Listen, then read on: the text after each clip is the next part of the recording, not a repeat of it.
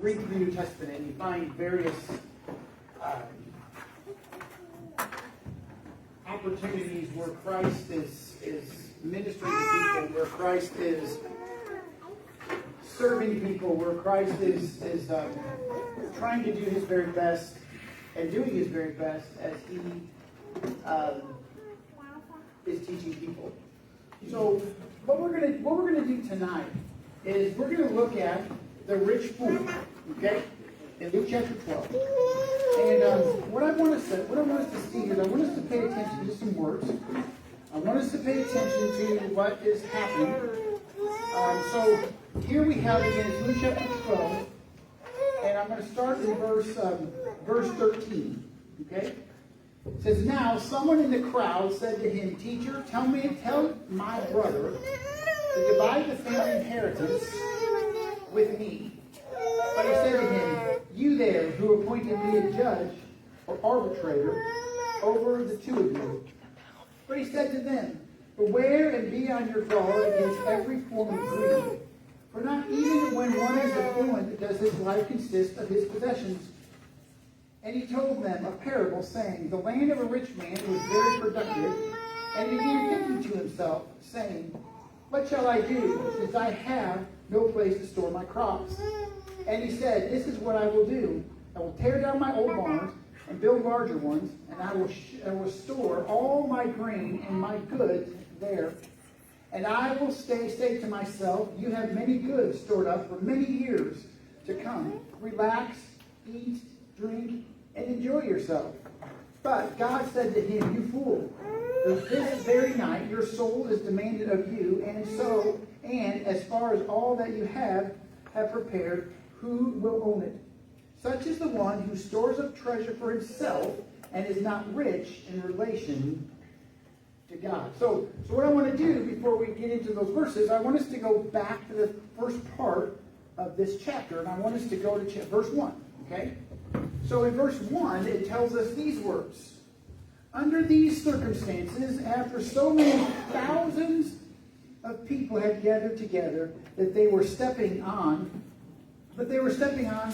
one another, he began saying to his disciples," first of all. So one of the things that we see here with Jesus is that he always, when the opportunity was there, he taught people. Okay? And he never belittled the people as he taught them, but he taught them lessons of his Father, taught them lessons that they truly needed to see. So here's thousands of people. Can you imagine this, Brother Donnie, that everywhere Jesus went, these people, they just followed him, right? And if they didn't follow him, they came out of the woodwork, literally, out of the woodwork around the surrounding areas, and they were there. So he gets going on right here. Think about this for a moment. There were so many people there stepping on each other. That's a lot of people to come hear a man that some of them hated him, right? That some of them wanted to have put to death. But yet that's exactly what they did. They came out, they saw him, and they wanted to hear what he had to say. Let's face it, who's the greatest teacher that ever lived? Jesus, right? What a man, what a person to be able to come in. Of course, we know this, they didn't know that. But here we see this taking place. So, you ever notice that there's always going to be somebody in the crowd who's going to try to stir something up? You ever notice that? And everywhere Jesus went, somebody was always there to try to stir something up. Okay? And so this young man comes and he tries to stir it up. What's he say? What's he say to Jesus? In verse 13, there he says, "Teacher, tell my brother to divide the family inheritance with me. This is what I want you to do, Jesus. This is what you need to do. You need to set my brother straight." Okay? So he goes and Jesus, what does Jesus say to him? Okay? Jesus like, hold on. Says, "You there who appointed me a judge, who made me a judge, you made me a judge, you made me an arbitrator, you made me, or trying to make me into something I'm not supposed to be." Remember, there's always that person. Here's that person. We found this person that was there. So the reality is this man didn't want to really talk to his brother or really talk to Jesus about anything except for what? His money, right? His inheritance. That's all he wanted to talk to Jesus about. It's amazing when you read the parables and you go through them and you read the various, from all the way through the Gospels, you're always going to find that people are always fighting about money, and people are always told you can't serve God and you can't serve money, make up your mind. Right? So this guy here was not there to make up his mind. He was there to have the teacher, or the rabbi, the one who people looked up to settle what he felt was going to be in his best interest. Right? So he is there, and this is what he is going to do. And so he thought he was owed this money. Okay? He thought he was owed this money. And so thusly, he's going to go to that one person who could fix this problem. Okay?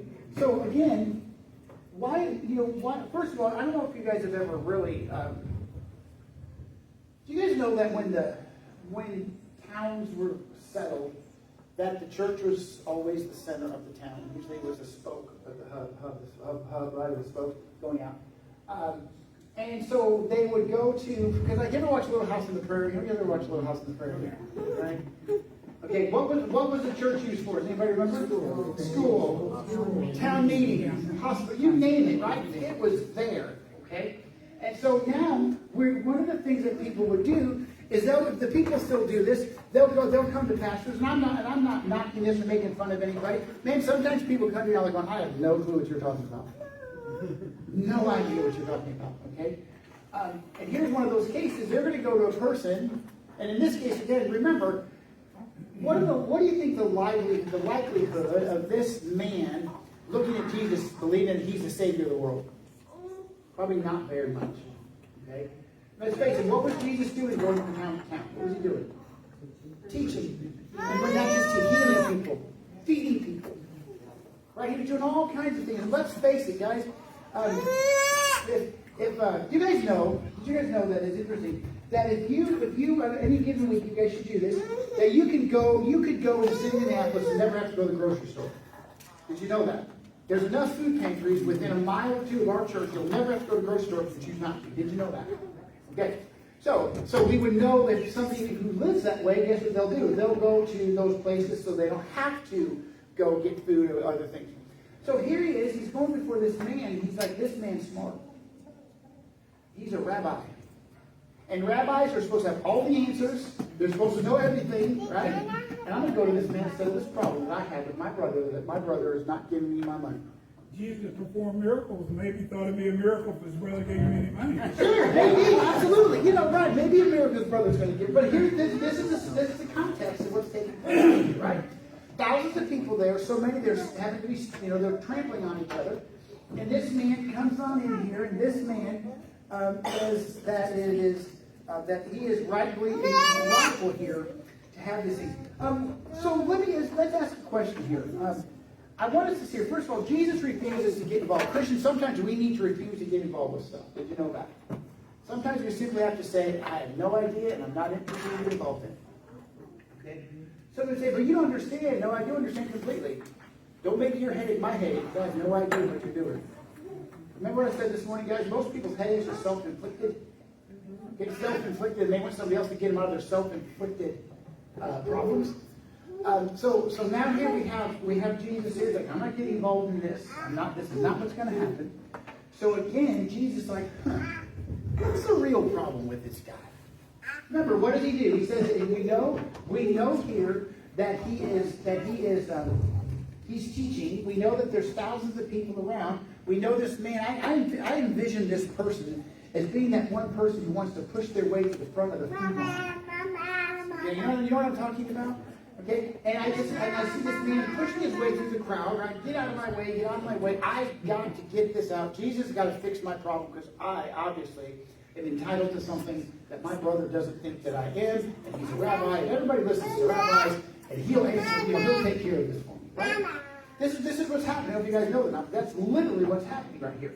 Now, so here we go. Well, Jesus, who is not going to miss an opportunity to teach, takes no side, direct side, in this dispute that this man has, because this man has a problem. Guys, his problem is not money. What's his problem? What's his problem? Greed. Gross. Okay, yeah. What else did you say there? Right. It's on your paper. Covetousness. Okay? This guy wanted what he rightfully thought was his.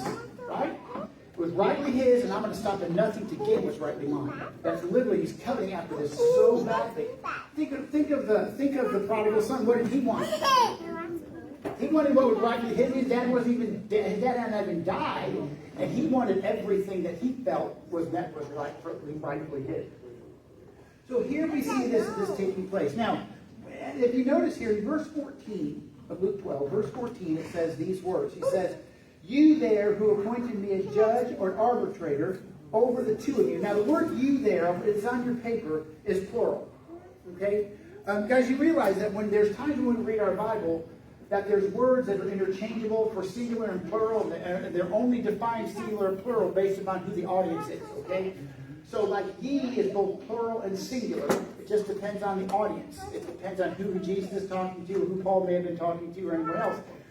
So here's one of those cases, the word "you" is a plural form, so he's not just speaking to this young man, he wants everybody here.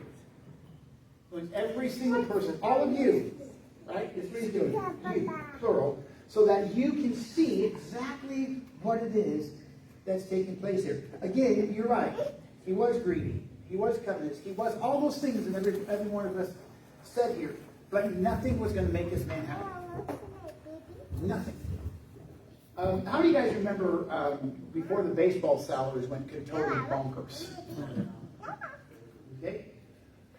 Andre Dawson, when he went from Montreal Expos to the Cubs, somebody said, "Well, how much money do you think you should get?" And I'm not going to get this word for word, but he basically said this: whatever they want to pay me, because nobody's worth $1 million a year. Okay, so he wasn't in it for greed. He wasn't in it for the money. He was in it because he loved to do what? Play baseball. Now, did he turn down the salary? No, but neither would you or I. But that doesn't make him greedy or covetous. It's simply they offered, he took. In this particular case, he's like, "I don't want what's mine. You better tell my brother to give it to me." And that's where the problems come into here. So here we see this. Guys, what can we, I want us to think about this. This is on your paper here. As long as both men are greedy, no settlement could be satisfactory. How many of you guys have ever know that the United States has been bombing Iran for a while? Do you guys want to know why it's not going to ever go away? It never has. But both sides have to admit some stuff, and both sides are not going to do that. Okay? And so we have a problem there. It's going to take more than a few bombs to fix. And so here in our Christian life, if you and I, if we're not capable of coming to some sort of agreement with anything, it's not going to get fixed, is it? And we understand this in churches and homes and everything else, but not in governments. We don't understand it in governments, but we understand it everywhere else. And look at this. I want us to remember here, and this is on your paper, like too many people today, they want to talk about the member of the group. You said "you," the word's plural. They wanted Jesus to serve them, but not to save them. Hey, raise my buddy. You're dead. Give us food. Give us those things that we need, Jesus. We don't have anything really to do with you. Jesus, give them to us. Jesus, give them to us. And this is what's happening. So now, remember, Jesus is not going to let this go. So, covetousness is an unquenchable thirst for getting more and more, and something we think we need in order to be truly satisfied. Here's a question you've heard before. How much is enough? Just a little more. Just a little bit more. You guys remember Fernando Marcos? I think that was her name. Yeah, from the Philippines. Her husband was president. They say, and I don't know if this is true or not, that she was a shoe fanatic. Oh, yeah. Yeah, thousands and thousands, exactly, thousands of, she never had one more. I mean, one more, right? See, what cured me with one more fishing pole, they got too expensive. Okay? And so as we see this here, it's truly interesting how that the people get this thirst for money. You guys realize that you can buy all kinds of things with what do they call it? Food stamps, ES, whatever they call it. You can go in and they're fighting right now. Did you know this? I'm not making this up. They're fighting right now that people should be able to buy junk food at your and I's expense. Candy, all this kind of junk that, by the way, made me unhealthy is making you unhealthy too. And we're like, hey, let's just keep feeding them this stuff. And people are like, you can't stop us from getting it. Yeah, we can. If I pay for it, I can stop it. Government just doesn't want to because they're too chicken to do it. And the reality is that when we as Christians, boy, if we want just a little bit more, Brother Donnie, just a little bit more, that'll give me enough. Right? And then it's truly here because some people, they'll never get satisfied. They want more for power. They want more, so they think they can get away with more things. And it's very interesting here that Jesus never once said you and I can't have things. Did you know that? He never said that we can't have things. But what's he warned us against? Having more. No matter what it might be, it doesn't matter what it is. The guy said it could be another pair of shoes, another fishing pole, it could be whatever. He says that's not the way it's supposed to be. And this is what he's trying to say here to this man. That this man wanted things, and this, here's what's interesting, is that I bet you this man thought the inheritance that he would get would make him happy. Give him fulfillment. Right? And the reality is we all know that doesn't happen, does it? Right? And so as we see this over and over again, guys, we need to make sure that true life is not dependent on what you and I have or how much that we have. Because remember, you and I can have the most toys, but who's going to go to heaven? The one who has who? Jesus. It's the only way. It's the only way it's going to happen. So now here, I want us to see here that Jesus has never said we can't have. He just said we're not to covet after those things. On your paper, there's some writing in red right there that says this. Mark Twain wants to find civilization as a limitless multiplication of unnecessary necessities. Okay? You guys hear the phrase redundant systems before? The redundant system is supposed to fix a system before it, and the one before that, and the one before that, right? Okay, so now here we have him speaking, we have this, in a way, this redundant system put in place here. Now, we have to remember here that so many times people think this, well, I'm not covetous. I don't have enough money to be covetous. I don't have a good enough job to be covetous. Right? But as Jesus said here, hey, rich man, you're the only one to be a covetous person. That anybody can be covetous. Anybody. Even a person who has nothing can covet to have something they don't have, and that becomes sinful. Right? For all of us, that can take place if we're not careful. So let's see here, and we're going to continue here. That's there. As I shared with you guys this morning, how many of us are rich? All of us. Yeah, all of us. By worldly standards, this is why if they're usually, I don't know if they're still doing this or not, but there was a big thing for a while that if they warned people about going to certain places and around the world because you might get kidnapped. And then they find out who you are, and then they expect your family to pay millions of dollars to them for your livelihood because you're rich. And like I said, us making $1 an hour is more than most people make in the third world country in a day. So to them, guess who's really rich? We are, right? And so, by the way, they're coveting after something they don't have. You see how it affects the rich and the poor? It doesn't just affect one group of people. So now Jesus has come down here, and we come down. You've probably read this before. Have you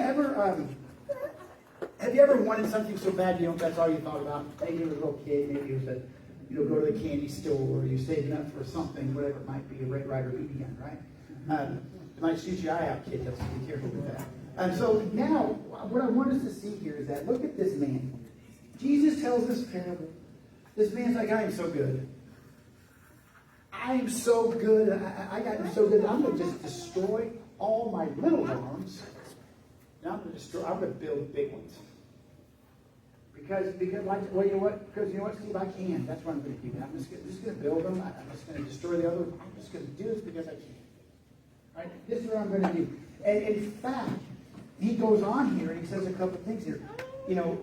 As you look at this, he makes these responses. How would you respond, do you think, if somebody came up here and said, oh yeah, I'm just going to destroy everything I have and rebuild it? Because I got to put my crop from the field in it. I'd say they're crazy. Say they're crazy. Yeah. Nuts. Okay.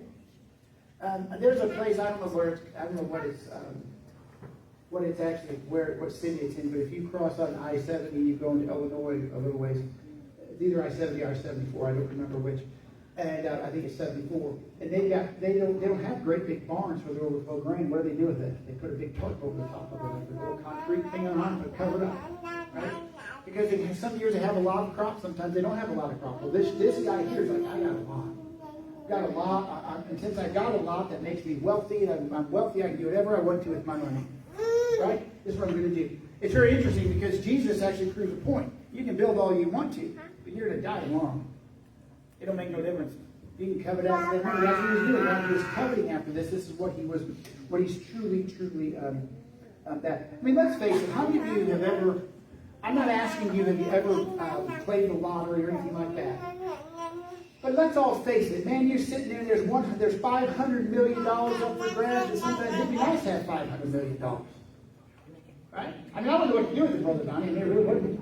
Okay? But think about it. I mean, people say, oh, really, I don't know. Come on, guys.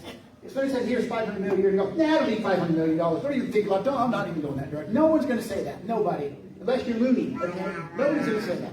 Right? So here we have this guy, this guy, he's like, I'm rich, I got all these things. Man, when the world values somebody who's wealthy, what do they usually look at? What do they look at that person? What's that? Possessions. Possessions, absolutely.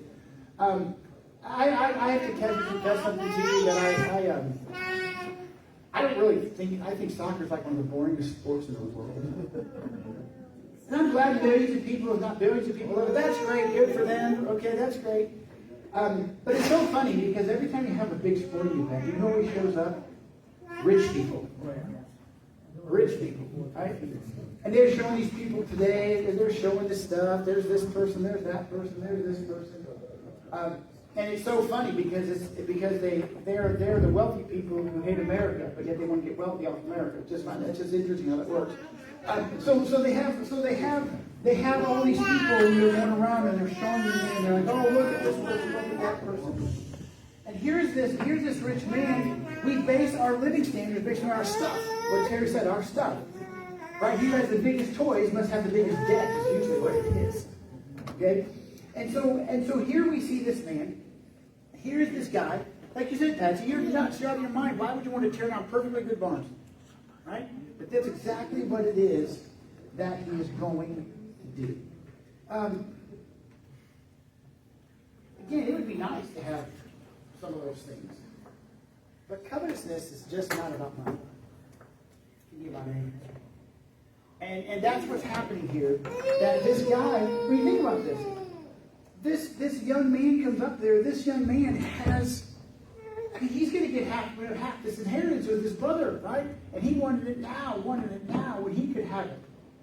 And now we have this deal, this wealth that's coming in. And remember, that wealth can cause major problems for us. Many years ago, you guys remember Ron Artest, right? From the Pacers. If you don't remember, how about the Malice at the Palace? We jumped in the crowd, started fighting with people. Go look it up sometime, okay? He changed his name to Meta World Peace or something like that. But anyway, he played basketball. I think it was either at St. John's or Syracuse. I think it was St. John's. And he signed with the Chicago Bulls. And all of a sudden, he didn't know how to comb his hair. Put clothes on. And even pick out his own clothes or even cook for himself. And all of a sudden, he had all these relatives and family members that showed up because he had what? Money. Okay? So who became covetous? Almost the whole family, right? They had him too, right? He hit his grand to the head. Now, we have to remember here that we have to be really careful that just because we have wealth doesn't mean someone's happy. Doesn't mean they have everything in this world that people think is going to come along with that money. I mean, I can't even imagine. Can you guys imagine for a moment ever having to go somewhere all the time as a bodyguard? You know? It's amazing how many people, that's how they live their life. And it's interesting because why would you want to do that? You know? It'd be really hard for me all of a sudden if I got a bunch of money, man. You know, I need to have bodyguards all of a sudden. But here we see this covetousness that takes place. So if you turn your paper over, it's interesting here because money can create strongholds in our lives, chokeholds in our lives. It can give us a false security. Okay? Because last I checked, every single person is going to die the same way. We're all going to end up, we're not going to come out of this world alive. No matter how much money we have, don't have, or how many possessions we have or don't have. And so here we see this, you get this false sense of security. That's what happened with this guy. This false sense of security that I'm in control of my circumstances. I'm going to build a barn so I can retire and do nothing for a while. Did you catch that part, by the way? I can sit back, party, and do whatever I want to. Got all this stuff sitting here, and I have to do nothing with it. Okay? Now, people, and this is again, it's highlighted on your paper if you have turned it over. People say that money does not satisfy, but it does satisfy if you want to live on that level. People who are satisfied only with the things that money can buy are in great danger of losing their things that money cannot buy. Last night, we don't have cable or anything like that because, truthfully, if you guys actually watch it, it's really just a waste of your money, just so you know.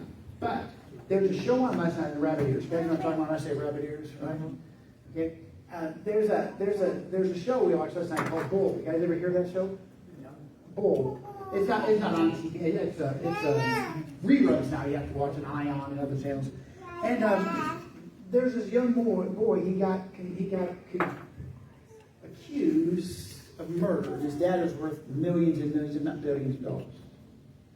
And you watch the progression of this case. You watch the laying out of the case, whether the person did it, didn't do it, and so forth. And the underlying factor you kept hearing over and over again, and here was a multi-billionaire dad who didn't love his son. Gave him everything that he needed or wanted, or he thought he needed or wanted. And then his son deep down despised it. He was never there for him. Got an apartment, paid for everything. See, here we see the money we think can buy happiness, but truthfully, more money, what it cannot buy is happiness. We've heard that many times, right? We've heard this. And money, in fact, it puts us in a great danger to lose the things that are most important to us. So this farmer saw this money, this great opportunity to store up crops there in verse 17, that he had the opportunity to place it up, and I can have all these things. And then he goes through here, and when we think about this, some people might say, well, that's a good business. It's true. He should put up more of those grain elevators. He should do all those things. I mean, after all, he's got the money to do it. He's got the ability to do it. Why shouldn't he do it? Because what was the problem? The actions behind. Right? The covetousness behind what he wanted to do. The covetousness of what was taking place. So here we see what's taking place with this man. So, again, we have to remember that, and guys, we do this a lot. It's highlighted on your paper. Okay? Now, we might say, well, that's street business. You save it and have it ready for the future.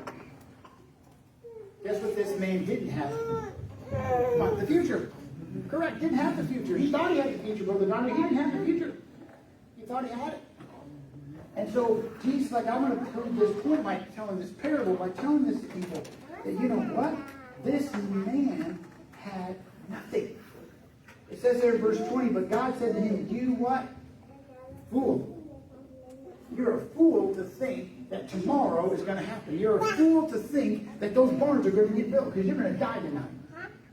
It's literally what you're doing.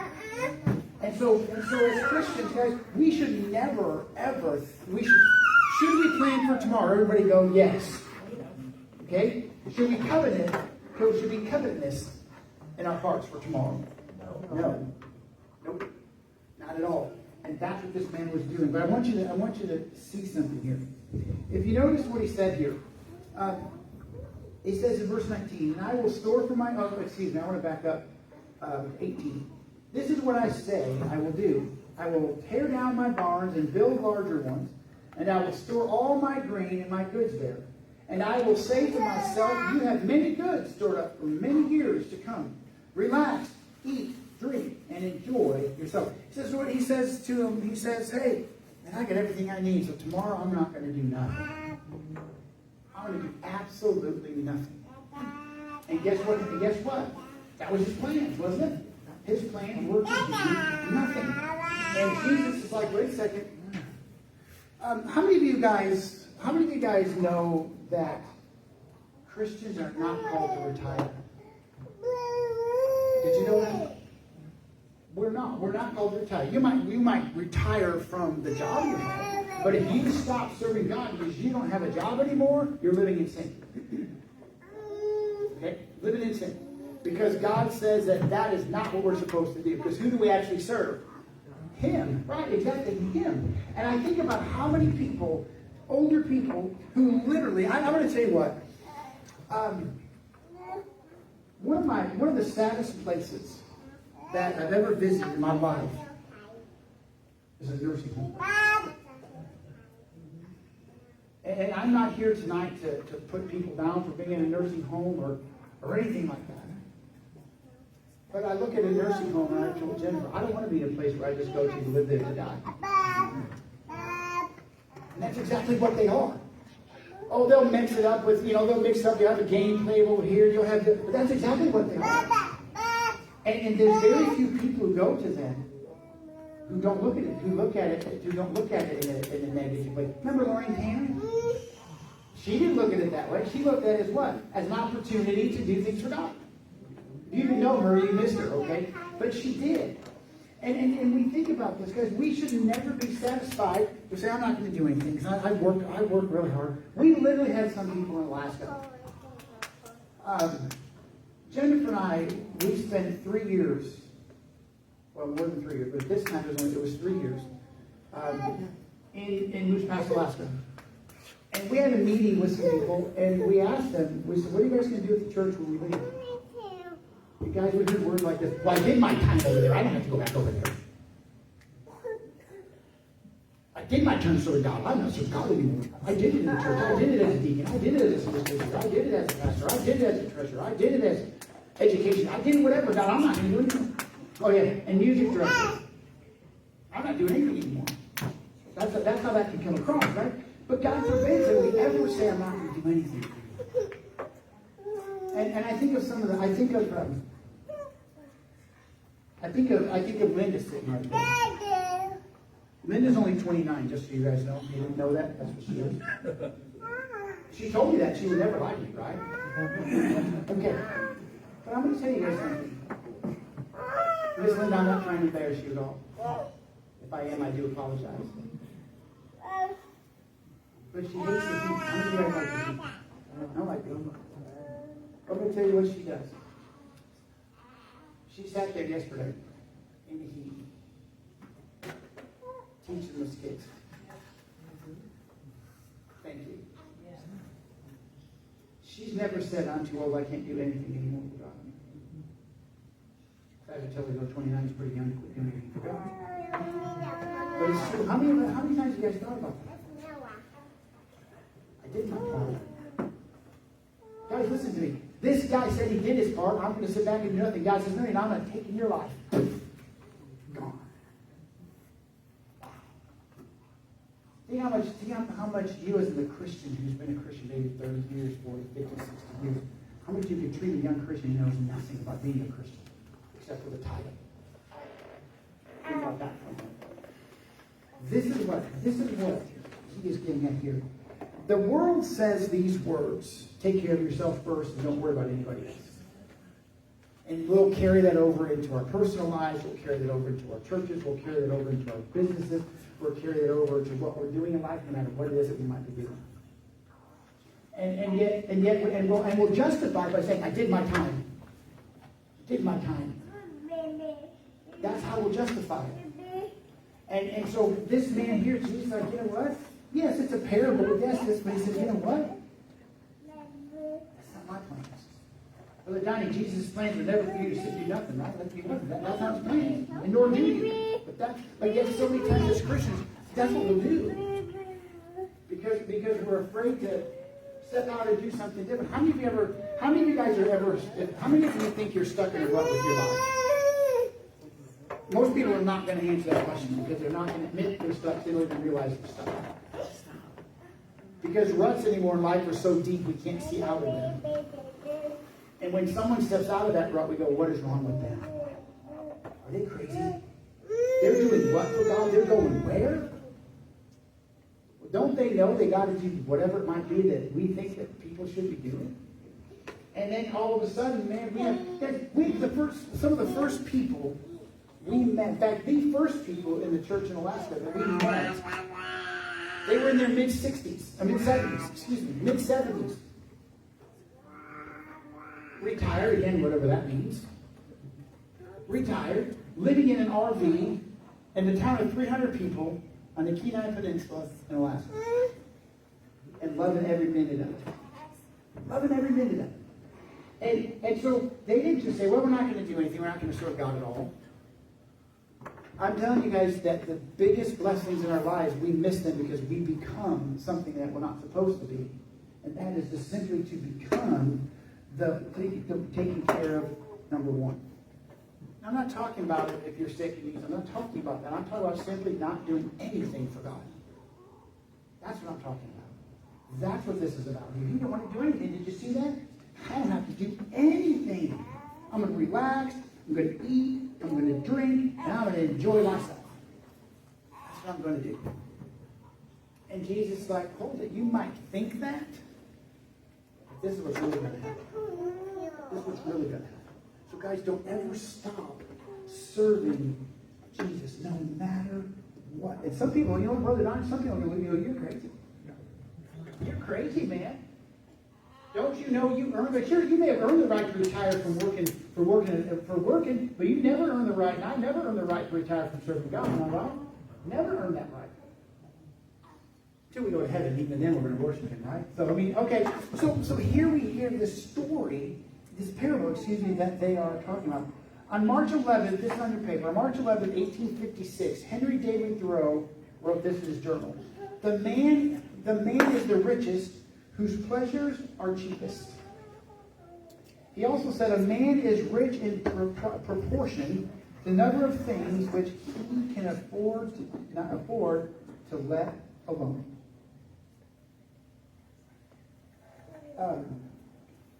I don't know what the numbers are today.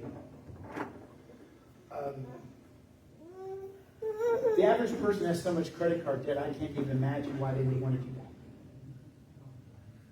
Okay, it's in the tens of thousands. And we knew a person who, they literally said they had to get, okay guys, first of all, when you go to Alaska, you know why you go to Alaska? To get away. Right? Even if you don't like to fish, just to get away. You can sit in an RV, sit in the streets, whatever you want to do, right? And these people said, yeah, we have to get away from where we live every weekend. Put it all on their credit card. And then became slaves to their credit card.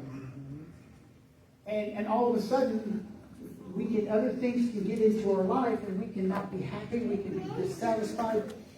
And that is just something that we should never be satisfied with.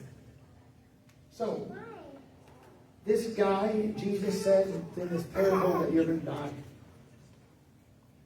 Not because you wanted to build these barns, but the reason behind why you wanted to build those barns. Because you did it out of greed. You did it out of covetousness. Christian, I want to encourage us to that we don't ever stop serving God and don't ever expect things to get big in our life when we think that it's actually serving God. Okay? When I was in Wyoming, one of the first things I did when I got there, and I asked Miss Drew this question when I got here too. I said, why do you have so much money? What's our plan for it? And she said, I have no idea. Falls under covetousness, guys. Falls under covetousness. And we have absolutely no plan for what God has given us that's called covetousness. That's what it's called. And when I remember looking at my secretary in Wyoming, and she said, just do. I said, why? What can we do with God's money doing nothing with God's money? Nothing.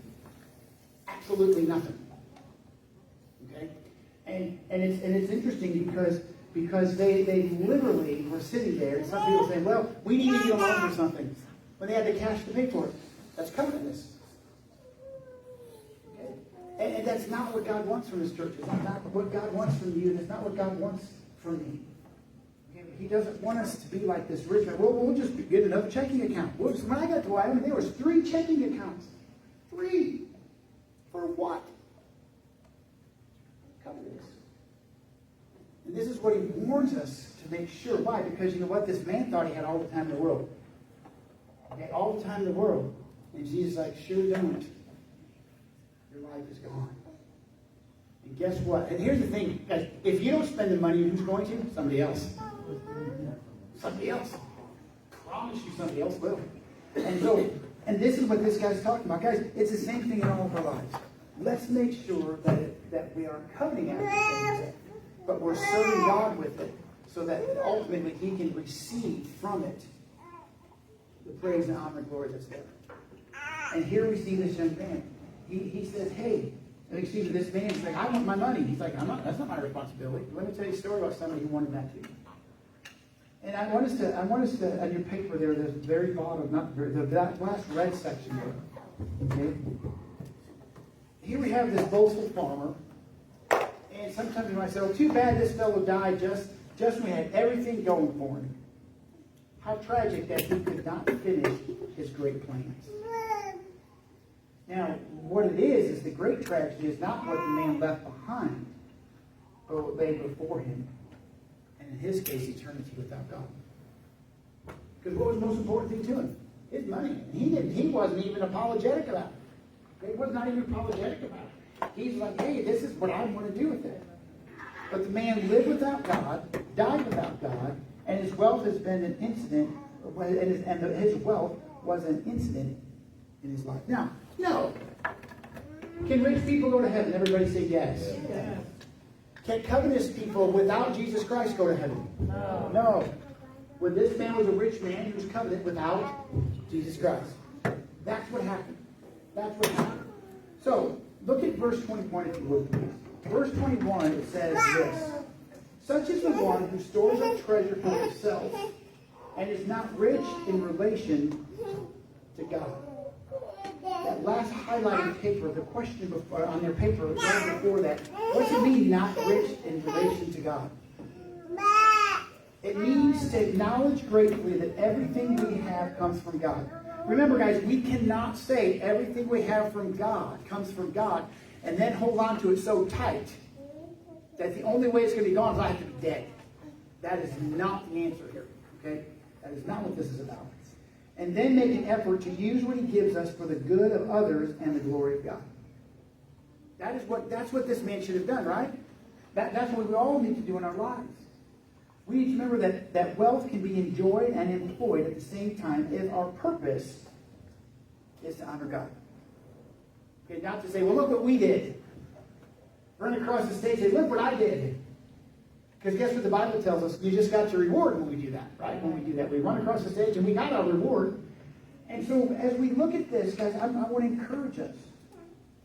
I want us to make sure that to be rich toward God, again, means spiritual enrichment, not just personal enjoyment.